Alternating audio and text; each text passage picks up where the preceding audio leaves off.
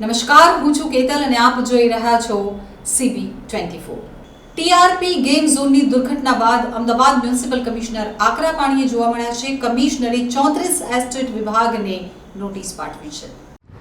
TRP game ઝોનની ઘટનાના પગલે અમદાવાદ મ્યુનિસિપલ કમિશનર આકરા પાણીએ છે। મ્યુનિસિપલ કમિશનરે 34 એસ્ટેટ વિભાગને નોટિસ મોકલી છે, તો એસ્ટેટ વિભાગના અધિકારીઓ દ્વારા 1498 એકમની ચકાસણી કરી હતી। અમદાવાદ મ્યુનિસિપલ કમિશનર આકરા પાણીએ જોવા મળી રહ્યા છે, તો મ્યુનિસિપલ કમિશનરે 34 એસ્ટેટ વિભાગને નોટિસ મોકલી છે। એસ્ટેટ વિભાગના અધિકારીઓ દ્વારા 1498 એકમની ચકાસણી કરાઈ છે, જે પૈકી 215 એકમ પાસે ફાયર એનઓસી કે બીયુ પરમિશન ન હતી।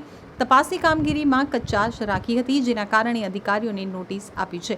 તો ટીઆરપી ગેમ ઝોનની ઘટનાના પગલે હાઈકોર્ટની સુઓ મોટો લીધી હતી। સુઓ મોટોની સુનાવણી દરમિયાન હાઈકોર્ટ દ્વારા ગુજરાતના મુખ્ય મહાનગરપાલિકાના કમિશનર પાસે બીયુ પરવાનગી અને ફાયર એનઓસી મુદ્દે રિપોર્ટ માંગવામાં આવ્યો હતો। તો અમદાવાદ શહેરમાં યુદ્ધના ધોરણે વિભાગો દ્વારા school, mall, multiplex, game zone, amusement park સહિત મોટા એકમમાં તપાસ હાથ ધરી હતી, જ્યારે આ તપાસમાં શહેરમાં અનેક ગેમ ઝોન વગર પરવાનગીએ ચાલતા હોવાનો ઘટસ્ફોટ થયો હતો, જેના પગલે એએમસી કમિશનર દ્વારા એસ્ટેટ વિભાગ અને ફાયર વિભાગની કામગીરીથી નારાજગી વ્યક્ત કરાઈ હતી। એએમસીની તપાસ દરમિયાન બહાર આવેલા આંકડા મુજબ 1498 એકમ તપાસ કરાયા હતા, જેમાંથી 215 એકમ પાસે ફાયર એનઓસી કે બીયુ પરવાનગી ન હોવાનું સામે આવ્યું હતું।